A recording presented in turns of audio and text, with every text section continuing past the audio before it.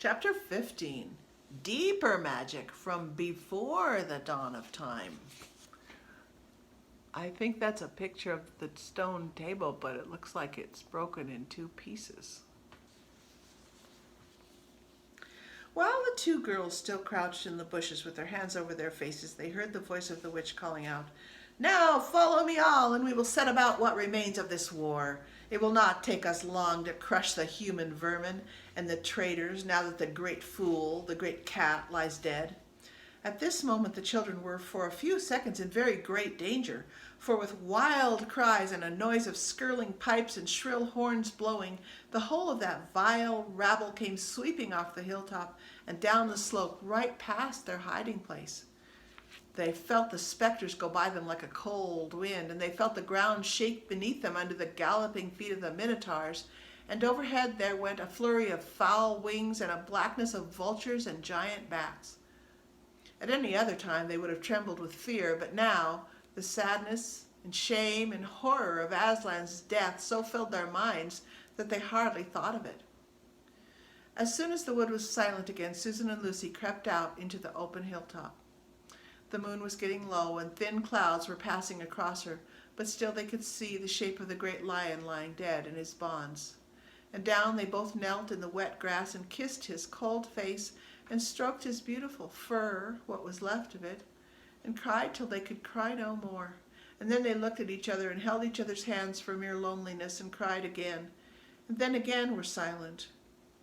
At last Lucy said, "I can't bear the look of that horrible muzzle. I wonder could we take it off?" So they tried. After a lot of working at it, for their fingers were cold and it was now the darkest part of the night, they succeeded. And when they saw his face without it, they burst out crying again, and kissed it and fondled it and wiped away the blood and the foam as well as they could. And it was all more lonely and hopeless and horrid than I know how to describe. "I wonder if we could untie him as well," said Susan presently. But the enemies, out of pure spitefulness, had drawn the cords so tight that the girls could make nothing of the knots. I hope no one who reads this book has ever been quite as miserable as Susan and Lucy were at that night. But if you have been, if you've been up all night and cried till you have no more tears left in you, you will know that there comes in the end a sort of quietness. You feel as if nothing was ever going to happen again. At any rate, that was how it felt to those two. Hours and hours seemed to go by in this dead calm, and they hardly noticed that they were getting colder and colder. But at last Lucy noticed two other things. One was that the sky on the east side of the hill was a little less dark than it had been an hour ago. The other was that some tiny movement was going on in the grass at her feet. At first she took no interest in this. What did it matter? Nothing mattered now. But at last she saw that whatever it was had begun to move up the upright stones of the stone table, and now, whatever they were moving about on Aslan's body. She peered closer. They were little gray things. "Ugh," said Susan from the other side of the table. "How beastly! These horrid little mice crawling all over him. Go away, you little beasts!" And she raised her hand to frighten them away. "Wait," said Lucy, who had been looking at them more closely still. "Can't you see what they're doing?" Both girls bent down and stared. "I do believe," said Susan. "But how queer. They're nibbling away at the cords." "That's what I thought," said Lucy. "I think they're friendly mice. Poor little things, they don't realize he's dead. They think it'll do some good untying him." It was quite definitely lighter by now. Each of the girls noticed for the first time the white face of the other. They could see the mice nibbling away, dozens and dozens, even hundreds of little field mice. And at last, one by one, the ropes were all gnawed through. The sky in the east was whitish by now, and the stars were getting fainter, all except one very big one, low down on the eastern horizon. They felt colder than they had been all night. The mice crept away again. The girls cleared away the remains of the gnawed ropes. Aslan looked more like himself without them. Every moment his dead face looked nobler as the light grew and they could see it better. In the wood behind them, a bird gave a chuckling sound. It had been so still for hours and hours that it startled them. Then another bird answered it. Soon there were birds singing all over the place. It was quite definitely early morning now, not late night. "I'm so cold," said Lucy. So am I, said Susan. Let's walk about a bit. They walked to the eastern edge of the hill and looked down. The one big star had almost disappeared. The country all around looked dark gray, but beyond, at the very edge of the world, the sea showed pale. The sky began to turn red. They walked to and fro more times than they could count between the dead Aslan and the eastern ridge, trying to keep warm, and oh, how tired their legs felt. Then at last they stood for a moment looking out towards the sea and Cair Paravel, which they could now just make out, the red turning to gold along the line where the sea and the sky met, and very slowly up came the edge of the sun. At that moment they heard from behind them a loud noise, a great cracking, deafening noise, as if a giant had broken a giant's plate. "What's that?" said Lucy, clutching Susan's arm. "I feel afraid to turn around," said Susan. "Something awful is happening." "They're doing something worse to him," said Lucy. "Come on," and she turned, pulling Susan round with her. The rising of the sun had made everything look so different. All the colors and shadows were changed that for a moment they didn't see the important thing. Then they did. The stone table was broken into 2 pieces by a great crack that ran down it from end to end, and there was no Aslan. "Oh, oh, oh," cried the 2 girls, rushing back to the table.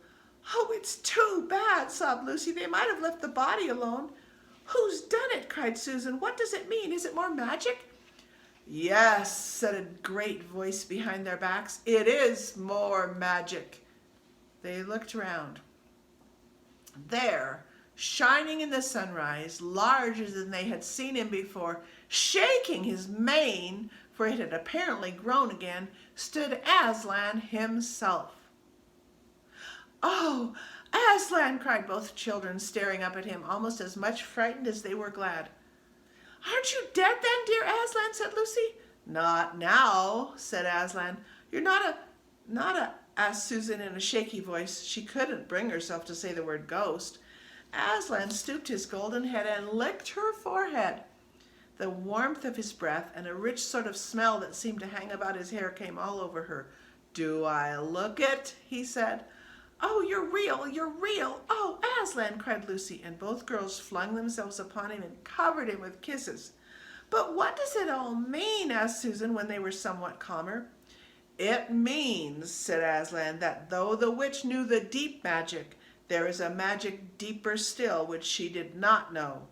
Her knowledge goes back only to the dawn of time, but if she could have looked a little further back into the stillness and the darkness before time dawned, she would have read there a different incantation. She would have known that when a willing victim who has committed no treachery was killed in a traitor's place, the table would crack and death itself would start working backwards. And now—" "Oh, yes, now," said Lucy, jumping up and clapping her hands. "Oh, children," said the lion, "I feel my strength coming back to me. Oh, children, catch me if you can." He stood for a second, his eyes very bright, his limbs quivering, lashing himself with his tail, and then he made a leap high over their heads and landed on the other side of the table. Laughing, though she didn't know why, Lucy scrambled over it to reach him. Aslan leaped again. A mad chase began. Round and round the hilltop he led them, now hopelessly out of their reach, now letting them almost catch his tail, now diving between them, now tossing them in the air with his huge and beautifully velveted paws and catching them again, and now stopping unexpectedly, so that all 3 of them rolled over together in a happy, laughing heap of fur and arms and legs.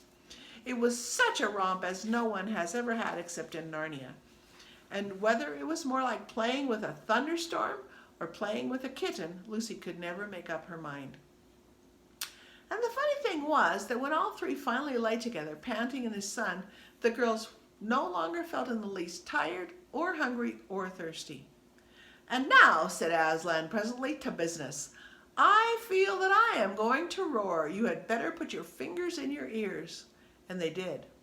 And Aslan stood up, and when he opened his mouth to roar, his face became so terrible that they did not dare to look at it, and they saw all the trees in front of him bend before the blast of his roaring, as grass bends in a meadow before the wind, And then he said, "We have a long journey to go. You must ride on me." And he crouched down, and the girls climbed onto his warm golden back. And Susan sat first, holding on tightly to his mane, and Lucy sat behind, holding on tightly to Susan. And with a great heave he rose underneath them and then shot off faster than any horse could go, downhill and into the thick of the forest. That ride was perhaps the most wonderful thing that had happened to them in Narnia. Have you ever had a gallop on a horse? Think of that, and then take away the heavy noise of the hoofs and the jingle of the harness, and imagine instead the almost noiseless padding of the great paws. Then imagine instead of the black or gray or chestnut back of the horse, the soft roughness of golden fur, and the mane flying back in the wind. And then imagine you are going about twice as fast as the fastest racehorse. But this is a mount that doesn't need to be guided and never grows tired. He rushes on, never missing his footing, never hesitating, threading his way with perfect skill between tree trunks, jumping over bush and briar and the smaller streams, wading the larger, swimming the largest of all. And you are riding not on a road, nor in a park, nor even on the downs, but right across Narnia in spring, down solemn avenues of beech and across sunny glades of oak, through wild orchards of snow-white cherry trees, past roaring waterfalls and mossy rocks and echoing caverns, up windy slopes alight with gorse bushes, and across the shoulders of heathery mountains, and along giddy ridges, and down, down, down again into wild valleys, and out into acres of blue flowers.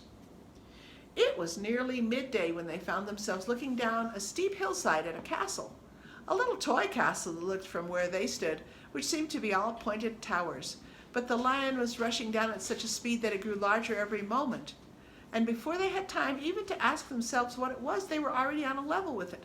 And now it no longer looked like a toy castle, but rose frowning in front of them. No face looked over the battlements, and the gates were fast shut.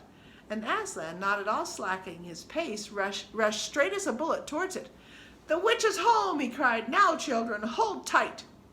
Next moment the whole world seemed to turn upside down, and the children felt as if they had left their insides behind them, for the lion had gathered himself together for a greater leap than any he had yet made, and jumped, or you may call it flying rather than jumping, right over the castle wall.